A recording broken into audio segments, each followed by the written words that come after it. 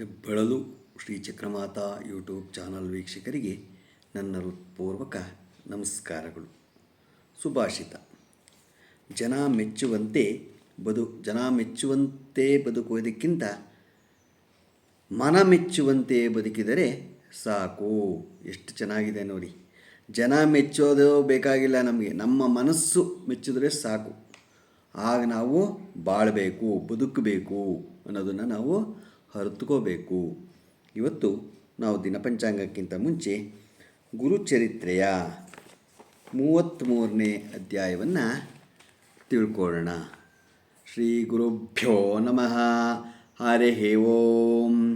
ಗಣಾನಾಂ ತ್ವಾ ಗಣಪತಿಗಂ ಹವಾಮಹೇ ಕವಿಂ ಕವೀನಾಪಮಶ್ರವಸ್ತಮಂ ಜ್ಯೇಷ್ಠರಾಜಂ ಬ್ರಹ್ಮಣಾಂ ಬ್ರಹ್ಮಣಸ್ಪತ ಆನುಶೃಣ್ವನ್ನೋತಿಭಿಸ್ಸೀದಸಾದನಂ.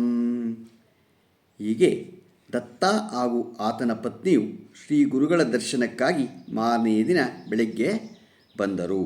ದತ್ತ ಪತ್ನಿಯು, ಏ ಗುರುದೇವ, ನಾವು ನಿನ್ನೆ ದುಃಖಮಗ್ನರಾಗಿದ್ದಾಗ ಯೋಗಿಯೊಬ್ಬರು ಬಂದು ನನ್ನ ಪತಿಯ ಶವಕ್ಕೆ ರುದ್ರಾಕ್ಷಿಯನ್ನು ಕೊರಳಲ್ಲಿ ಕಟ್ಟಿದರು. ತಮ್ಮ ಪಾದೋದಕವನ್ನು ಪ್ರೋಕ್ಷಿಸಲು ನನಗೆ ಹೇಳಿ ಅದೃಶ್ಯರಾದರು ಎಂದು ಹೇಳಿದಳು.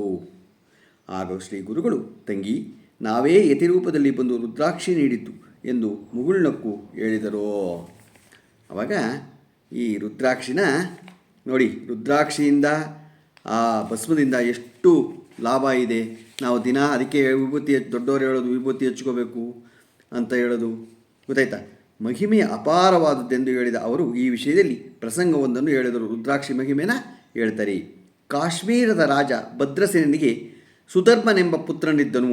ಅವನು ಹಾಗೂ ಮಂತ್ರಿ ಪುತ್ರ ಶಿವಭಕ್ತರಾಗಿ ಸದಾ ರುದ್ರಾಕ್ಷಿ ಧರಿಸುತ್ತಿದ್ದರು. ಒಮ್ಮೆ ಪರಾಶರ ಮಹರ್ಷಿಗಳು ಅಲ್ಲಿಗೆ ಬಂದರು. ರಾಜನು ಅವರನ್ನು, ಸ್ವಾಮಿ, ನನ್ನ ಸುಪುತ್ರ ಹಾಗೂ ಮಂತ್ರಿಯ ಮಗ ಆಭರಣಗಳನ್ನು ಬಿಟ್ಟು ರುದ್ರಾಕ್ಷಿಯನ್ನೇಕೆ ಧರಿಸುತ್ತಾರೆ ಎಂದು ಆಶ್ಚರ್ಯದಿಂದ ಕೇಳಿದರು. ಆಭರಣ ಹಾಕೊಳ್ಳಲ್ಲ, ಬರೀ ರುದ್ರಾಕ್ಷಿ ಹಾಕೊಂತಾರಲ್ಲ, ಏಕೆ ಅಂತ ಕೇಳ್ತಾನೆ. ಆಗ ಮಹರ್ಷಿಗಳು ಆತನಿಗೆ ಪ್ರಸಂಗವನ್ನು ನಿರೂಪಿಸಿದರು.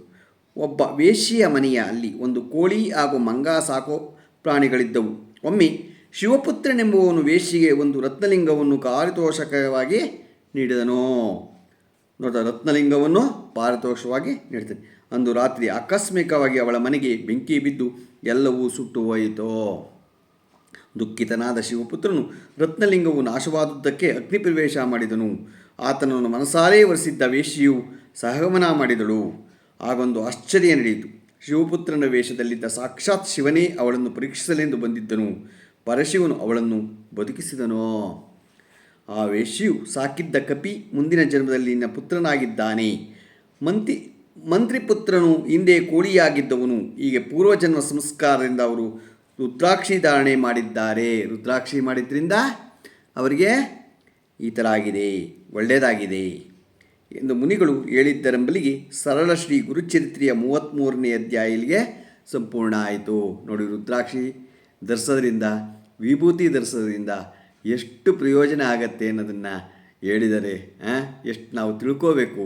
ಇವತ್ತು ದಿನಪಂಚಾಂಗವನ್ನು ನಾವು ತಿಳ್ಕೊಳ್ಳೋಣ. ದಿನಾಂಕ 11/12 ತಾರೀಕು 12ನೇ ತಿಂಗಳು 2024 ಬುಧವಾರ. ಶ್ರೀ ಕ್ರೋಧಿನಾಮ ಸಂವತ್ಸರ ದಕ್ಷಿಣಾಯನ ಹೇಮಂತ ಋತು ಮಾರ್ಗಶಿರ ಮಾಸ ಶುಕ್ಲಪಕ್ಷ. ತಿಥಿ ಏಕಾದಶಿ ರಾತ್ರಿ 10:32. ನಕ್ಷತ್ರ ರೇವತಿ ಬೆಳಗ್ಗೆ 9:53.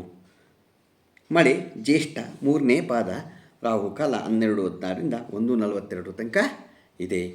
ಗುಳಿಕಕಾಲ 10:50ರಿಂದ 12 ಗಂಟೆ 16 ನಿಮಿಷ ತನಕ ಇದೆ.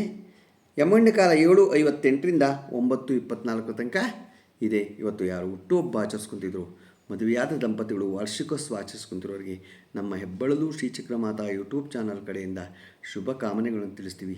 ದೇವರು ಅವರಿಗೆ ಆಯಸ್ಸು, ಆರೋಗ್ಯ, ಐಶ್ವರ್ಯ ಎಲ್ಲ ಕೊಟ್ಟು ಕಾಪಾಡಲಿ ಅಂತ ನಾನು ಕೇಳ್ಕೊತೀನಿ. ನಮ್ಮ ಹೆಬ್ಬಳಲು ಶ್ರೀ ಚಕ್ರಮಾತಾ ಯೂಟ್ಯೂಬ್ ಚಾನಲ್ ಯಾರು ಸಬ್ಸ್ಕ್ರೈಬ್ ಆಗಿಲ್ವೋ ದಯಮಾಡಿ ಸಬ್ಸ್ಕ್ರೈಬ್ ಆಗಿ, ಲೈಕ್ ಕೊಡಿ.